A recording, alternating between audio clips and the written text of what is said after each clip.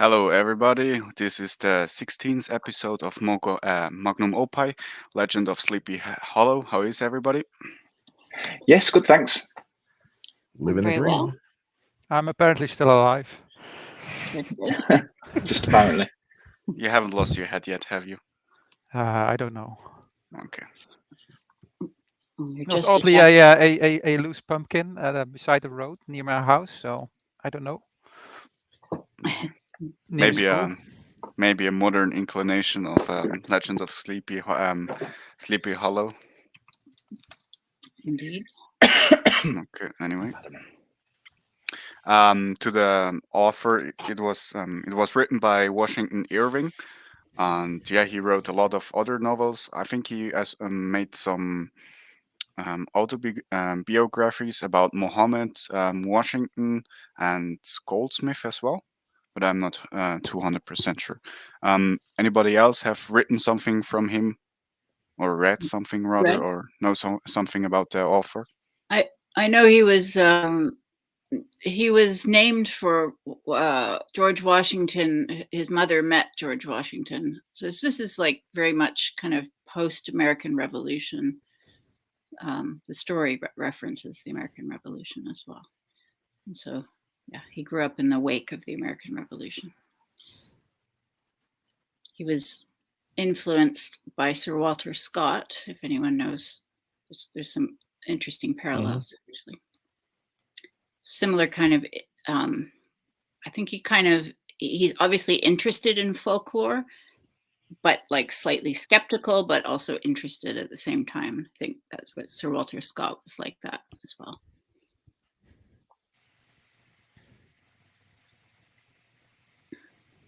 That's what I know about Washington Irving.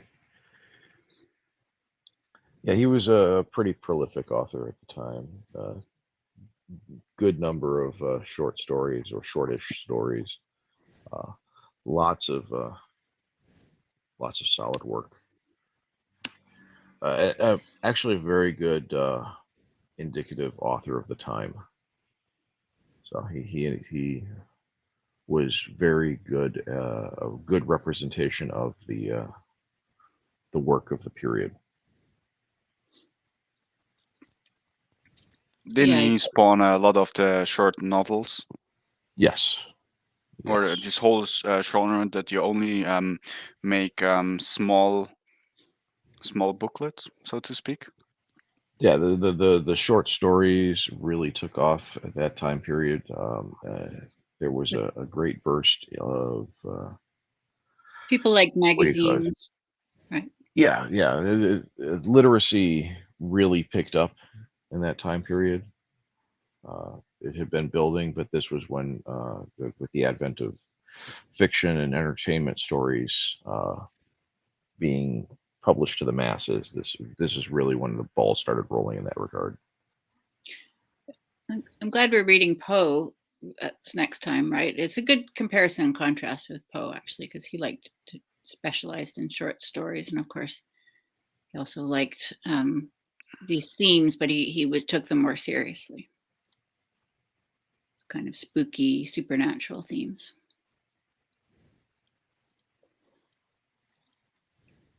Edgar Allan Poe, that is, folks. Yeah. Well, this story certainly wasn't particularly either of those things, I didn't think. No, I mean, he's kind of like a folklorist in the sense that he's reporting on certain traditions, which I think are actual traditions, but it's tongue in cheek, very tongue in cheek in terms of the, his attitude towards. A little bit of Swift. Yeah, it's a little bit satirical, and he's definitely making fun. There's certain phrasings where he's definitely making fun of the, parenting and pedagogy but also the subject matter, like the way folk tales and especially scary stories come about. And I think that's, so you can kind of enjoy the story but also laugh at it at the same time. I think that's what he wants, the effect he wants. He doesn't want to actually scare us. He just wants, in a way, he wants us to laugh with him at people, at the gullibility of people. I think that's part of his tone. Mm. And at the same time, it's a little, it's, you know, it's kind of, I think he likes to collect a story and the curiosity of it, but you know, he's not just dismissing the story completely, but it's kind of like presented in a jokey way.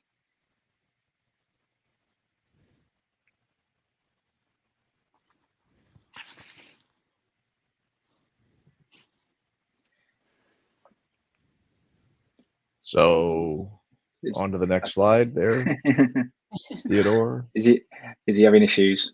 You're trying to get Alex in. Oh, what's he doing? Okay, we have a new guest, so to speak. How are you? I am well, thank you. Hello. Welcome. Okay.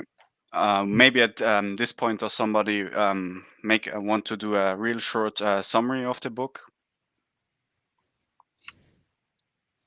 Bishop, that tends to be your area of Right. expertise. Yeah. Normally give it's Bishop, but I- yeah. now let me start reading. It just takes 1.5 hours. So it's about a school teacher called Ichabod Crane, who's a bachelor, lives in a town. All the women swain over him. He fancies the daughter of a rich farmer. He goes to a party, and I think he proposes to her. That fails, and then he leaves the party early, and then he disappears and never seen again.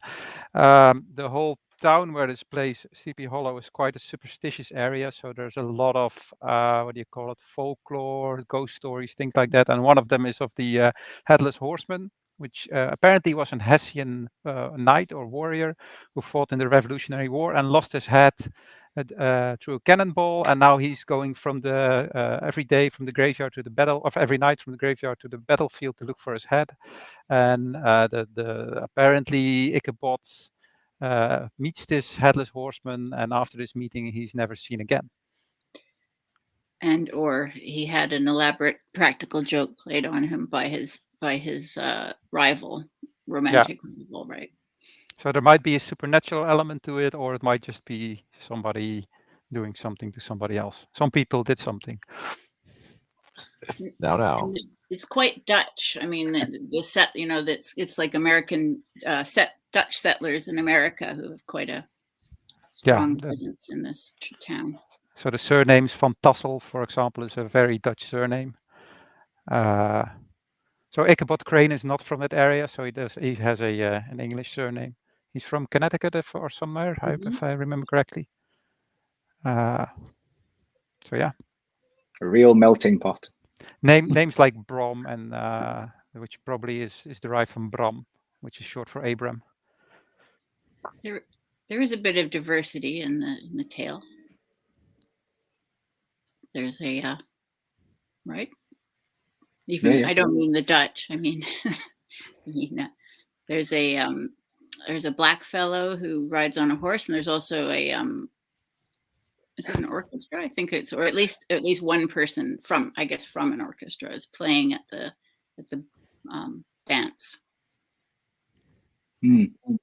So there's a little bit of a, you know, different sort of ethnic strands in the story.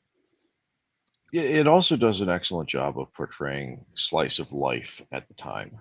So this is a very traditional, classic small town that is representative of what you're going to see in that time period in the New England area.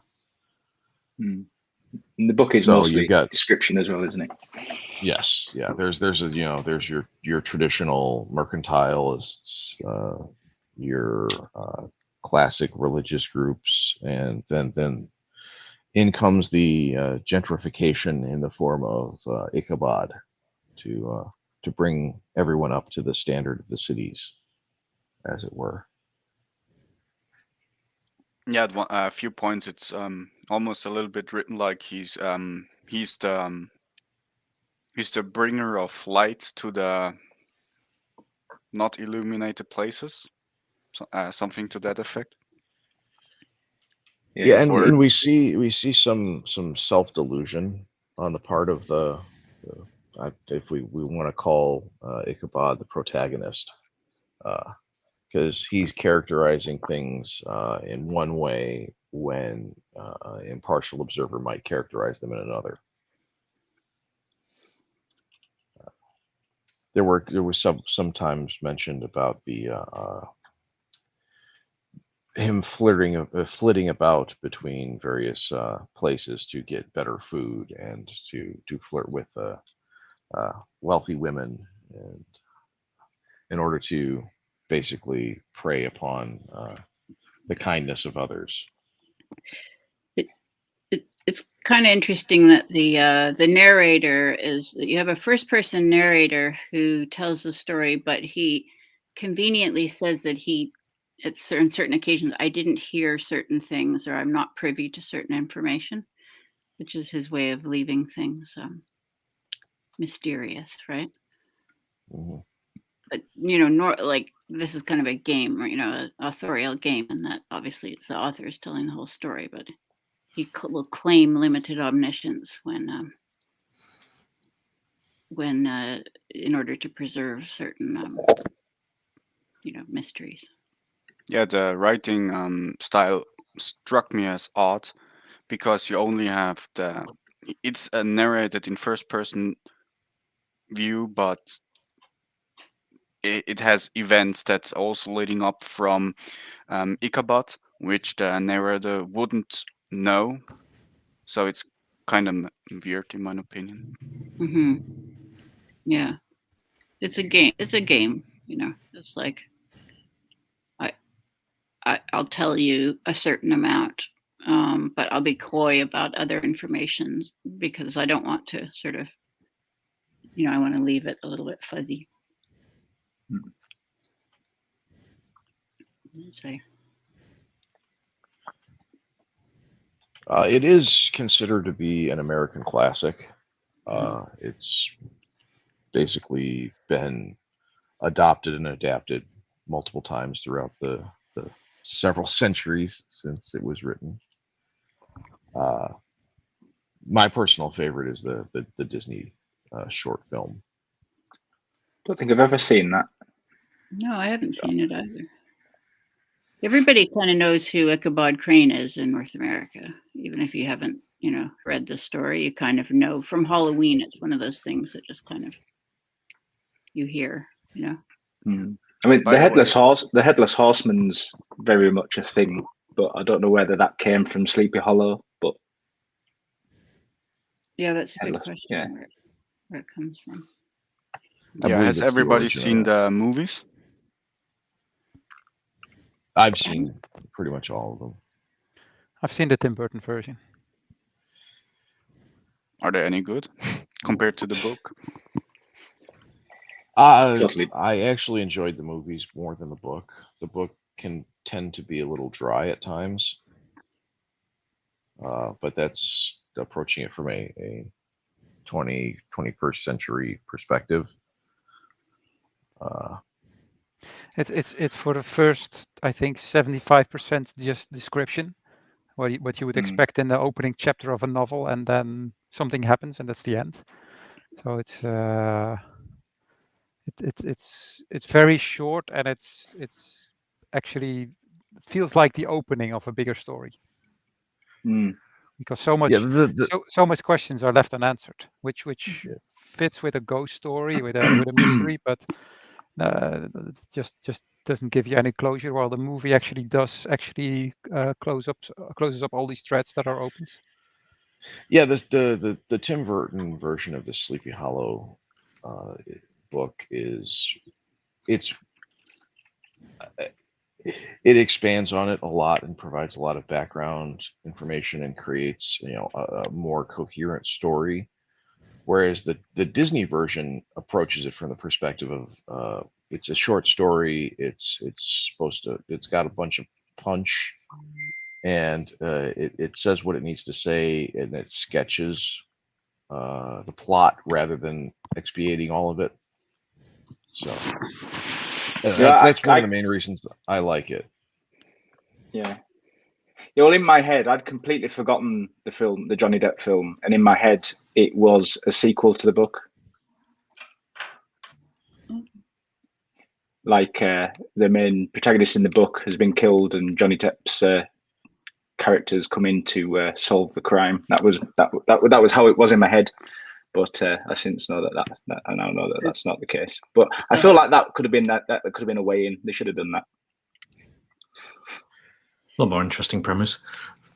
It was written at a time when there was a renewed interest or respect for fairy tales and folk tales as as culture, and people were collecting them and sort of representing them, because there was a stage in the 18th century when the elites were very disdainful towards such things. The sort of kind of Enlightenment. Kind of typical kind of stereotypical Enlightenment view of folktales and fairy tales, like childish nonsense. And then around this time we see this, if you think back to like Frankenstein, right? That was, around the same time they set themselves the goal of writing a ghost story competition. It's the same kind of concept, except they were really attempting horror, whereas this is a cozier kind of thing. Yeah, I feel like there's a disproportionate amount of American-based kind of spooky ghost stuff compared with how long America's been there. Interesting. Consider how old Britain is. A lot. I would suggest that a lot of that came up with the fact that America was conquering a frontier at the time that the printing press really came into its own and really started publishing things and creating mass market and mass entertainment. Yeah, well, Hollywood's got to play a big part in it, hasn't it? Yeah. Well, not even just Hollywood. It's Sleepy Hollow, Washington Irving, and their contemporaries. All of the quote unquote interesting frontier news was coming from the New World and primarily from America. It's like a source of excitement for people, right? Yeah, and don't forget that all the heathens got eliminated in the old world, especially Germany, where you had large contingency of pagans, and maybe all the spooky stories got erased with them. And you don't have any influences by the Indians or native tribes, which you don't have in Europe. You have the monolithic religion being Christianity. I suppose we got rid of most of our religious extremists as well. I suppose. I think you mean the Puritan. I think in American folklore, the Indians sometimes provide a kind of Gothic note in that, for example, things are like set near an Indian graveyard or something like that. Like this used to be a burial ground, that kind of thing. I suppose it adds to kind of like a bit of unknown, exotic kind of to the Europeans who move there, I guess. And heavily superstitious as well. Sorry, Justine. Sorry, I think the Puritans and the colonists were also just like really scared a lot of the time because they were surrounded by wilderness and the unknown, and so I think they freaked themselves out badly. It's probably what happened with the Salem witch trials to some degree. We get a few references to Cotton Ave. You also get to the point where Grimm's fairy tales and whatnot is that all of that is attempting to convey a respect for the frontier and nature.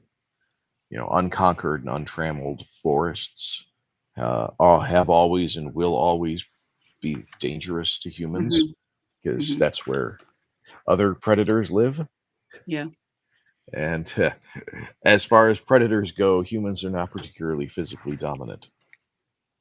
It's really unlike a lot of other just stories in general. I suppose this doesn't really try and get you to like the protagonist or the main character. It doesn't try and I don't know. He doesn't. You don't particularly warm to him, do you? Well, I don't. I completely did not like him whatsoever. That was the main takeaway I got from this bloody book. I was like, what a fucking douche. He's beating on those little kids. That was one thing. Yeah, but he Only the didn't ones beat who them. deserved it, though. Only the ones who deserved it. Yeah. Not the pussies. He comes Probably, across yeah. as like he's like a bit greed and lust is kind of operative there, right? He poor guy doesn't have much to his name, as we find out at the end. But he's over there sort of slathering over the food and the lady. Yeah, but he doesn't have much, but he's also like very materialist, isn't he? At the same time. Yeah, he's hoping to get his hands on this heiress. There's sort of hints of greed about it. Not too bad, but like fairly. But he also, I get the impression he feels like he's above a lot of the locals as well, while simultaneously wanting to kind of leech off them. Yeah, that's one of those things that's conveyed primarily in the book. That's not necessarily carried through in any of the subsequent movies or other interpretations throughout the years. Yeah, so if he does in fact get a bad practical joke played on him, you're kind of invited to laugh at him a little bit, aren't you? Yeah, it's and so Ichabod is hired by a town to come in and educate the children because they have enough children to warrant a schoolhouse, and he comes down to the frontier and basically starts the schoolhouse and starts to run and educate the children. I believe he was replacing someone else who left for some reason or died. I don't recall particularly which way it went. And he comes down from the big city to teach all these country rubes things, and he carries all the prejudices thereof with him, in that he is Prometheus, bringing light and Bring it fire. knowledge to the unworthy peasants. Someone mentioned the phrase "the flowery path of knowledge," I think. Oh yeah, fucking hell! Like the flowery path of knowledge. You couldn't dislike this guy's high and mighty attitude any fucking more. Oh, I'm not gonna hit these nice little children. Oh, but if I just marry this woman and take all her fortune, mate, I'm glad you fucking got a pumpkin thrown at your fucking head. I think, the phrase is obviously tongue in cheek, right? Like not from Ichabod necessarily, but from the author, from the narrator. It's like, yeah, he's attributing this. He does seem to be attributing this sentiment or this concept to Ichabod, right? Yeah. Isn't there at one part in the book as well that he will lift the burden from the smaller or weaker children and put it onto the heavier or the heavy load onto the stronger ones? Maybe some socialistic tendencies or pre-socialized. Now. Wouldn't mess with those profession, wouldn't it? Yeah. We can neither confirm nor deny the fact that Marx was present in a systematic education from the beginning. Anyway, would you read this to your children? Is it a children book, or is it not suited for children? If you want to put them to sleep, probably. There's better things to read to your children. Grimm's fairy tales comes to mind. Aesop's fables. There's other things that I think would be more appropriate or more educational. This is really more of a teen novel, I'd say. Something for middle schoolers. Yeah, it's just a bit thin on content, on story, isn't it? A bit too thin on narrative, too heavy on description for a younger audience. It's framed in kind of a complicated way. Like this story was found amongst the belongings of a dead person, right? It's kind of the fictional frame is complex. And then at the end, did you read the postscript? there's a postscript that's just like also Is that framed. the section where they tie up what happened afterwards? It's still left like open, but there's a postscript after the main story. Hang on, let's see if I can find it. I think it was like the storytellers like saying it, and basically the other one just like the storyteller's just like, I don't believe one half of it myself, so he kind of just acknowledges like how ridiculous it sounds. The preceding tale is given in almost the precise words I heard it related at a corporation meeting in the ancient city, da da da. But that's obviously, it's also a fiction, right? So it's like a story within a story kind of thing. So it's definitely, you know, skeptical. It's skeptical and kind of tongue in cheek. Lots of, and kind of like Moby Dick, or the way that Frankenstein's related. Mm-hmm. Yeah, it's kind of cushioned. But I enjoyed the descriptions. I did. I enjoyed the sort of descriptions of the house and the countryside, and it has a nice, cozy, Halloweeny kind of vibe. Also, it suggested like harvest time to me. Yeah, it's a really picturesque scene. Mm-hmm. It reminded me a little bit of Moby Dick as well.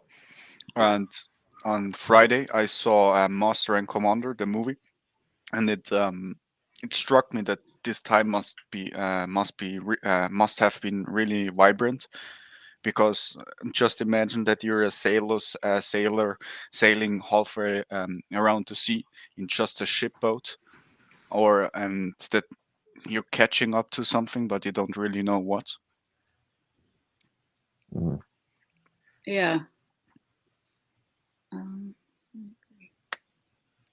At this point, is anybody anything else to say about Ichabod? About Ichabod Crane? Ichabod Crane, yeah. He's described as looking like a scarecrow, which is another kind of Halloweeny reference. A scarecrow, an eloping scarecrow, or something like that. An eloped scarecrow. He's not described as a pretty man. No.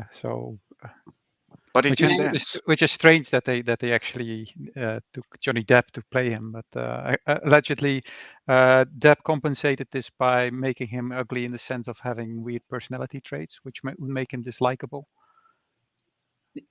He's sometimes good at playing kind of odd and like weird characters, you know, that are run against his leading man appearance. Yeah, he's not scared of making himself look a bit weird. Yeah. Like Fear and Loathing springs to mind. But the Ichabod from the book is not a pretty man. He tries to charm the women, but apparently only has success with the older women.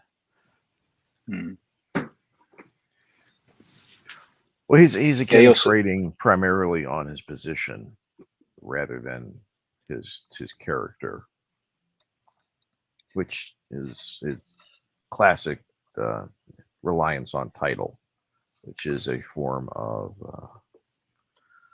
what is it? Expert fallacy. It definitely conjures up a type, let's say. Also, the fact that it's like juxtaposed by Bron Bones, who's like the Gaston type, supposed to be thick shoulders and all that crap. Yeah, there's appeal to authority fallacy. My apologies. Yeah.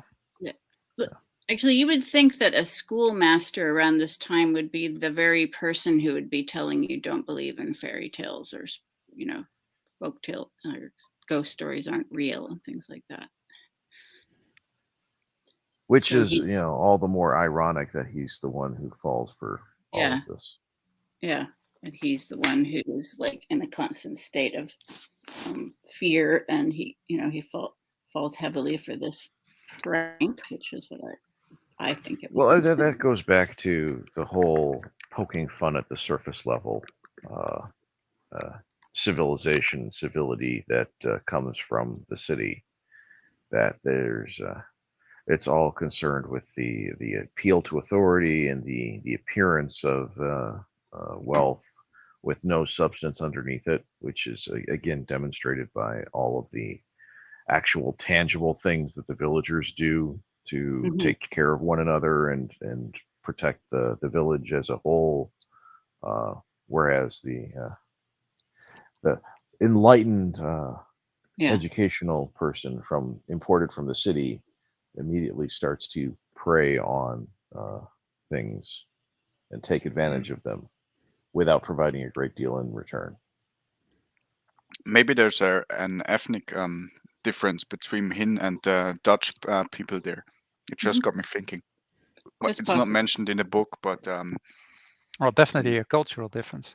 yeah, those Dutch are a certain way. We sure are. Now.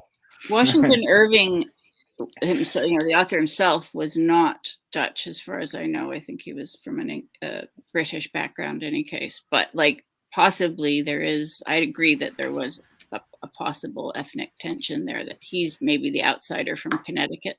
If I know my rural Dutch communities, they're really not welcoming to outsiders. Right. You either have to be like a cousin or some related to somebody, and then you're welcome, because otherwise they will be very weary of you.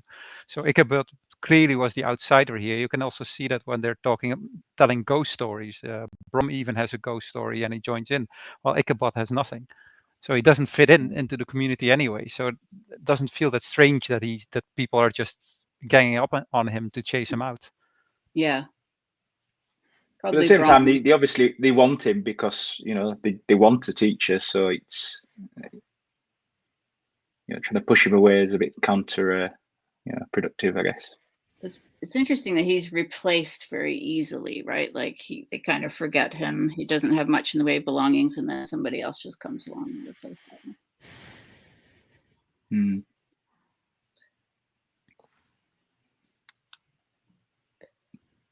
Right, who's next? I mean, the Headless Horseman. Yeah, there's a lot of other characters in the book, but I think they're not really that important. They're just in the background. So the Headless Horseman, he's assumed to be a Hessian. Basically, Hessians are I think German troopers that served in the Revolutionary War on the British side. Who Correct. lost his head to a cannonball and haunts the village of Sleepy Hollow now, and has a how you say it, a muscular horse, which haunts him down and basically removes Ichabod from the from the city or from the village, so to speak. Anybody else something about the Headless Horseman? Well, apparently Hessian knights were experts in horse riding and sharpshooting. That's why they actually were there during the Revolutionary War. And he got his head blown off in some unnamed battle, because probably been so many. So do we think the Hessian knights were kind of that they had a strong legendary presence? Well, they were very well respected mercenaries at the time. They were excellent troops in general on the battlefield. However, they didn't seem to have a great deal of discipline when not in a battle.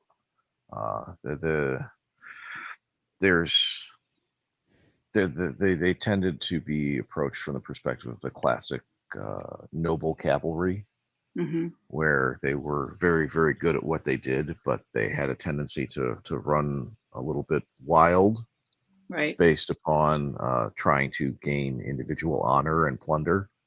Although in the Hessians' perspective, it was the other way around. It was more plunder than honor. So they had a bad reputation with the villagers, probably, right?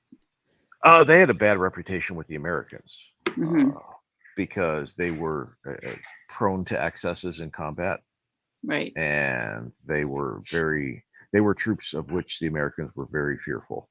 Right. While the British were considered to be very powerful troops in formation, and they were the strongest military at the time, strongest organized military, the Hessians were shock troops. And that's why when Washington crossed I think it was the Delaware, and took out the entire camp on Christmas Eve, or between Christmas Eve and Christmas Day, that was such a huge morale victory for America. But going back to the point about the unnamed battles, there was the Americans didn't fight the British very much in battles unless they were forced to. Much of the Revolutionary War was conducted through raids and skirmish tactics and harassing fire, because the Americans didn't have an army that could face the British on a field of battle. Yeah. Or if they did, they had basically one army that they could throw up against them, and it was very difficult to move that army around in an efficient fashion due to the logistics at the time. So the Headless Horseman was kind of an embodiment of the primal fear and terror surrounding the aggressing army in the Revolutionary War. I can certainly see British stories about German troops in the 1950s about the excesses of that war and whatnot, and how the Chinese would have stories about the Japanese troops. So anytime you're going to see an aggressive enemy, you would be able to convert that sentiment into a tall tale or a bugbear with which one can scare the children and try and keep them in line. That fleshes out the nightmare of it quite a bit. You know, this is the sort of thing that would have inspired fear in this population. It's exactly the kind of thing you'd want to tell some newcomer as well, isn't it? Who you didn't particularly care for. It's a bit like asking him if you have a new employee and if he already petted the local swan, because they're such nice animals, and then you just try to trick him into doing this. Don't know if you ever tried to pet a swan. You should try it. It's fun. I've tried to feed a swan. Yeah. It's possible. It's not easy, and it takes a while to. But yeah, it's a way you deal with outsiders. Like there's some rite of passage, and basically you just try to, you just do pranks and see how they react. Yeah, it's classic bonding, male bonding specifically, and it's also a good barrier to entry.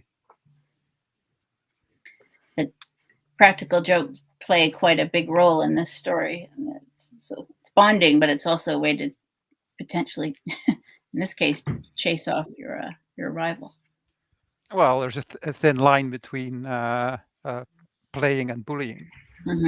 Yeah. And of course, the biggest suspects, which is Brom, also had they call it a stake, because he also wanted to marry Van Tassel. Yes. In fact, it's strongly implied in the course of the book that the only reason Van Tassel's flirting with Ichabod is to make Brom jealous. Yes, get his attention and maybe get him to make an offer. Yes. It seems like not only is she the local, the prettiest girl in the village, but she's also an heiress, a considerable farm. Yes, she's definitely the prize plum of the town.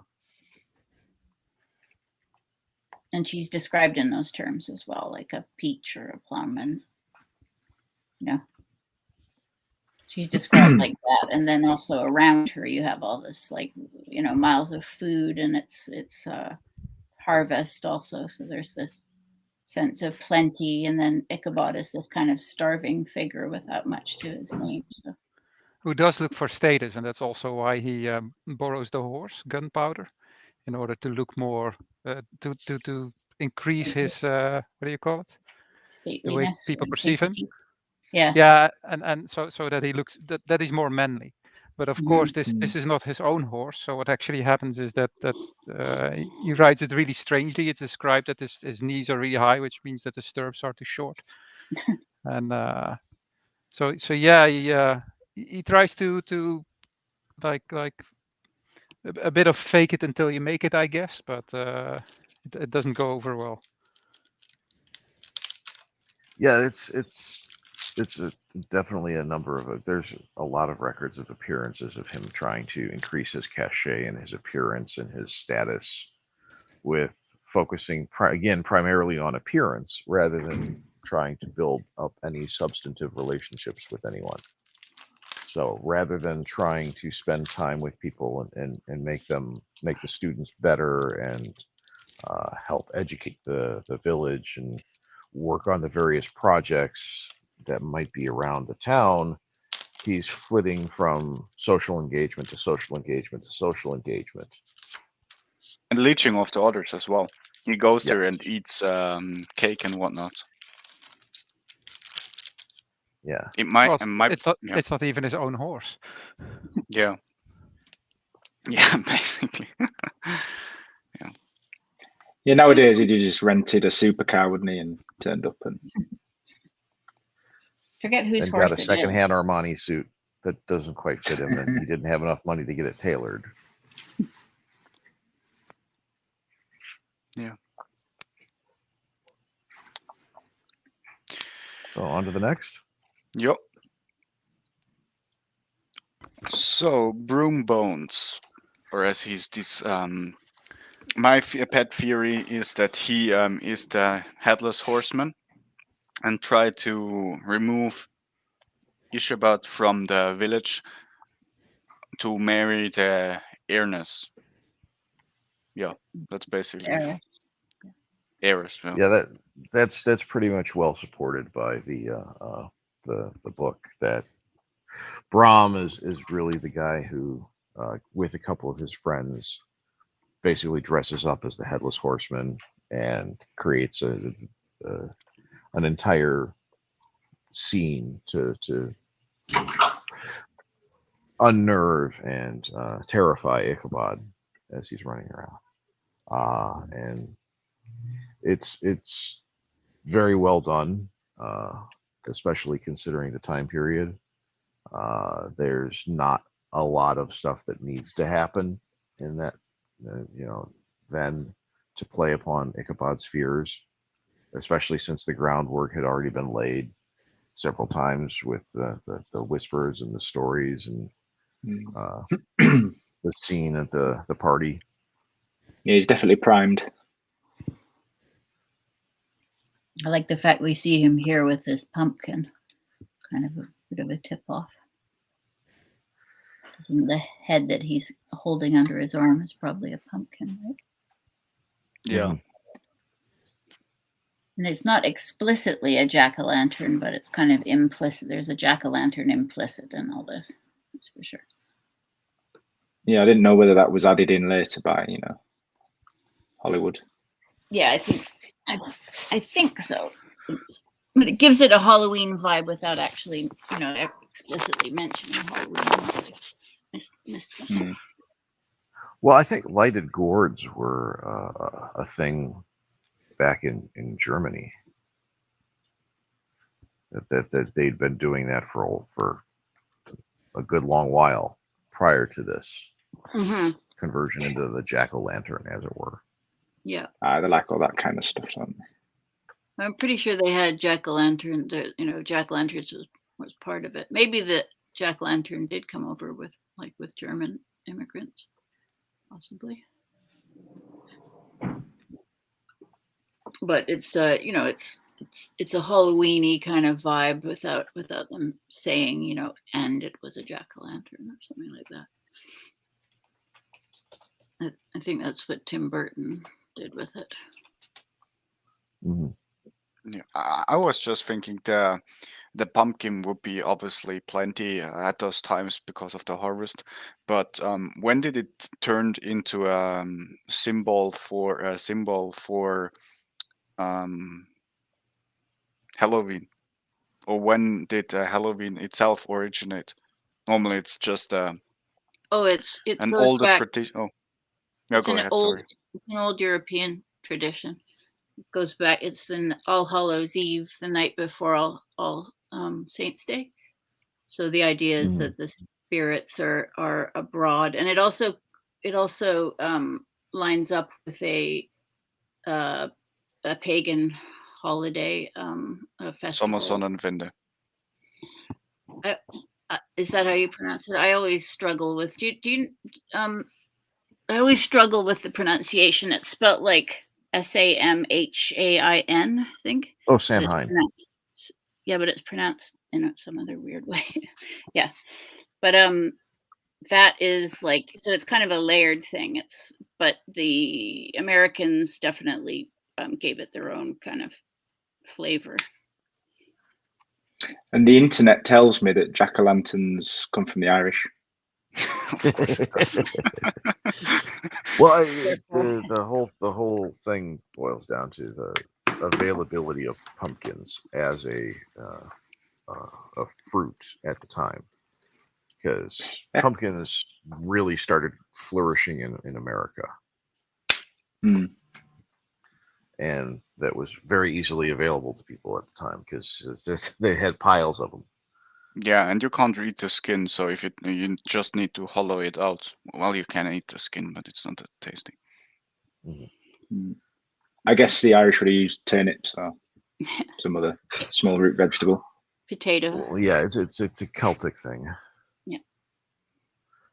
And that's one of the things that is pretty much uniquely American is the amalgamation of all of the various cultural traditions into centralized multicultural holidays that got embraced, so they pick up one thing from one culture and something from another culture and something from a third culture, and pick a day that was basically equidistant from all three holidays and celebrate them all at the same time. Hmm. I suppose these things would have been spread out. The different traditions would have been spread out all over the place, wouldn't they? Originally. But not as much as you'd think, because No? most cultural traditions arise from transitional points. So basically it boils down to the middle of the seasons. So are we transitioning from summer to autumn or autumn to winter? Did we just pass the middle of winter, so we're now starting again to see brightening of the days? The only constant that you're going to see throughout an entire geographic area is the weather, and weather is very important to agriculture. So since humans are agrarian species. Yeah, well, back to my point about Sommersonnenwende, basically meaning that the sun has eclipsed its highest point and it will turn down now the how you call it, the ellipse, towards the from the solstice to the solar maximum and the solar minimum. Yeah, exactly. The trajectory of the sun and moon isn't that high anymore. It's it got to its highest point, and now it will turn to the lowest point, which probably is more constant than the weather as well. Mm-hmm. Well, given the prevalence of solar activity in handling the weather, because the seasons are brought about based upon the Earth's polar axis, or polar tilt rather. So when you've got the poles shifting away from the sun, things get colder, therefore you get winter. Whereas when you finish the other half of the cycle, the pole is tilted toward the sun, so therefore you're significantly closer to the sun, so things are warmer and you get the summer. Yeah, And basically that's why you get winter in the northern hemisphere during December, and you get summer in the southern hemisphere during December. yeah, basically the Earth is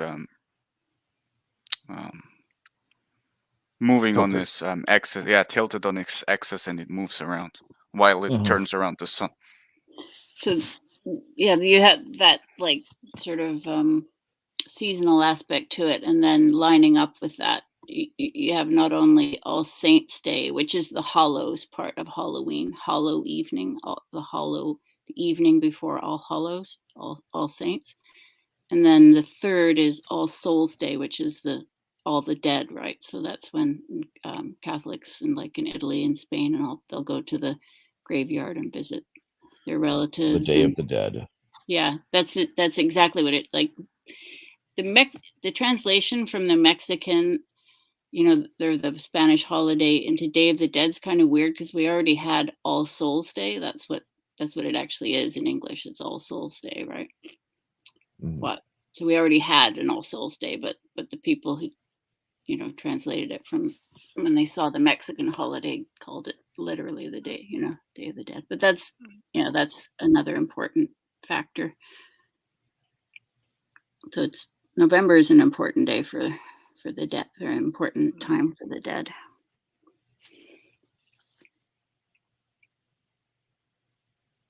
Anything else about Brahm? about anything? About anything? I mean, we moved quite far from the book to well, I guess in another way it's all interconnected because It's all connected. Yeah.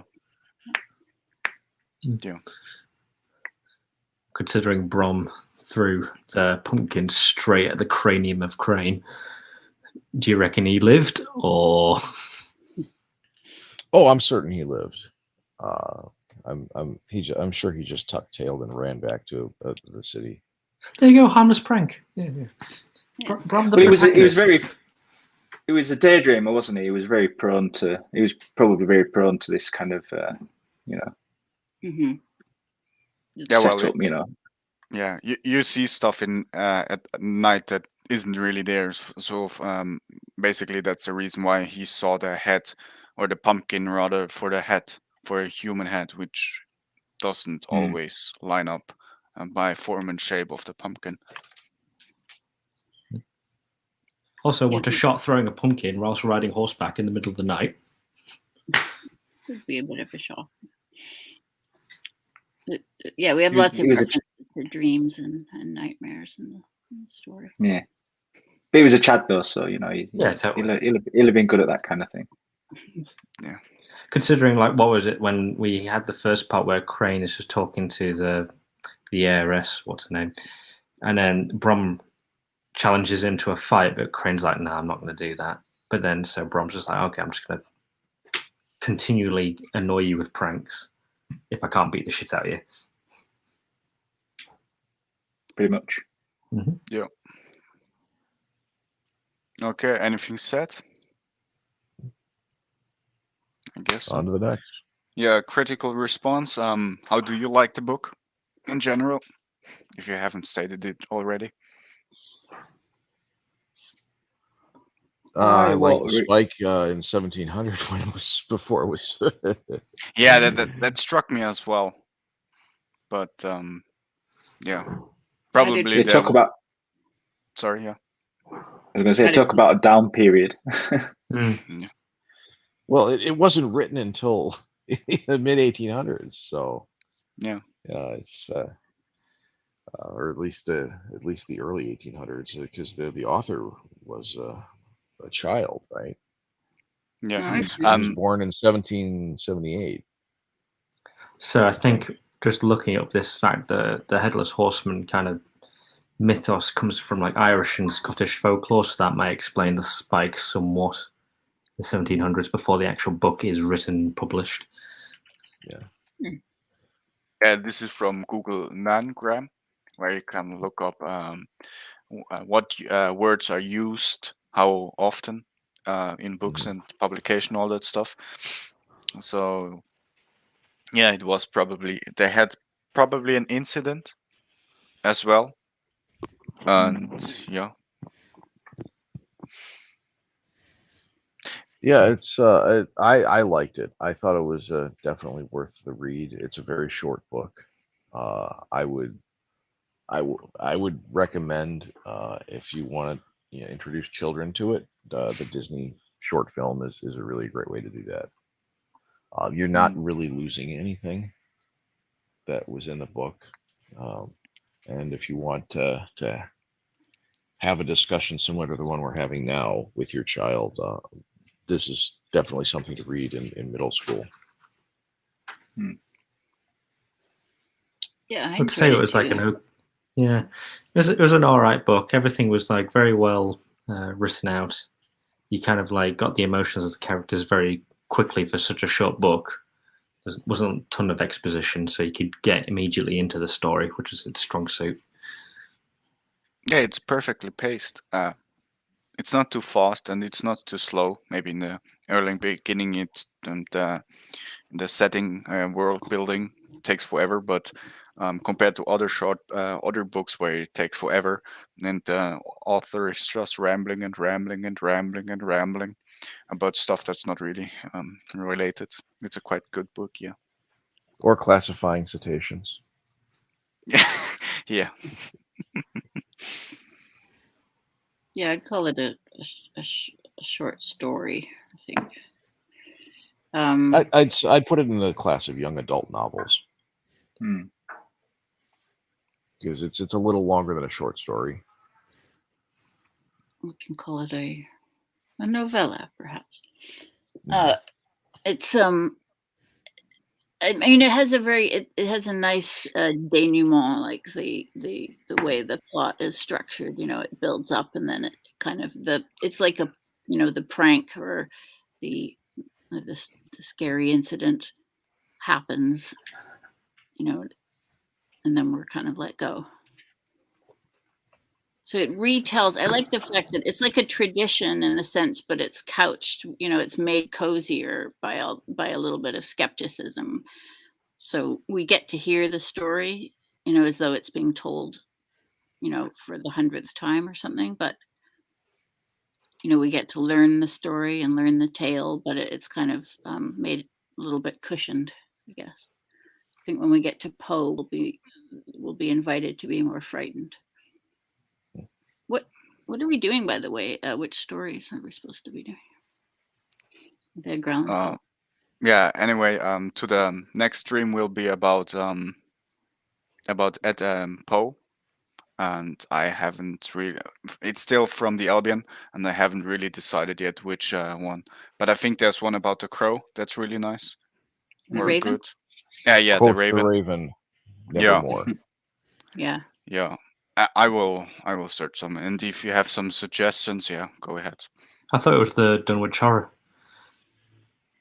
No, that's the Dunwich Horror is not Poe. It's Lovecraft. And I'm looking at the thank wrong you. pin then. Yeah, Lovecraft. Yeah. Is the Raven a long poem? It's possible, or maybe just there's a poem within the story. There are a lot I think of the good. Raven's only like 3 or 4 pages long. What about the Telltale Heart? That's a good one. That's a classic. That's a good one. Oh, Is Cask of Amontillado Poe? yeah. Yes, that's a good one too. I love Cask of Amontillado. Yeah, well, send But me all the suggestions. I have the completed works at home, so yeah. I would second Telltale Heart over the Raven because the Raven is just overdone. Well, we can make a few, can we? Or everybody picks his has a favorite one. If you already pickering about which one is the better one, I guess Branding makes the case for his one, and Justine makes the case for her favorite. Yeah, that's one The way good to thing do about it. Poe is they're all pretty short. And they're short and they're good.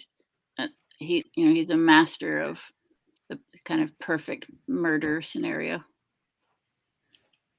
He always has a protagonist who wants to commit the perfect murder and then always gets caught up in it somehow. Speaking of the perfect murder, when are we doing Crime and Punishment?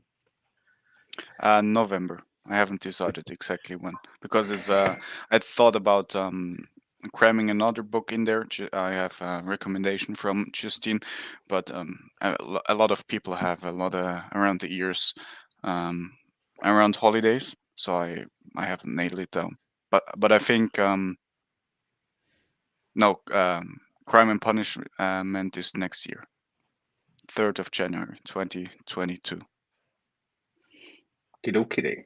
So you have a few. Maybe if you wanted, we can push it, but forward. But I think a little bit time off of Christmas is good for a few. It's not very Christmassy, Crime and Punishment. Would be a good one for January. Yeah, what other Christmas stories could we do? Justine sent me one. Yeah, Fifth Business, right? Business by Robertson Davies. He actually has some Christmas sort of ghost stories. There was a tradition of telling ghost stories at Christmas time. Yeah, maybe we can make Crump. Isn't that as well a Christmas story? Which one? Crump. Now.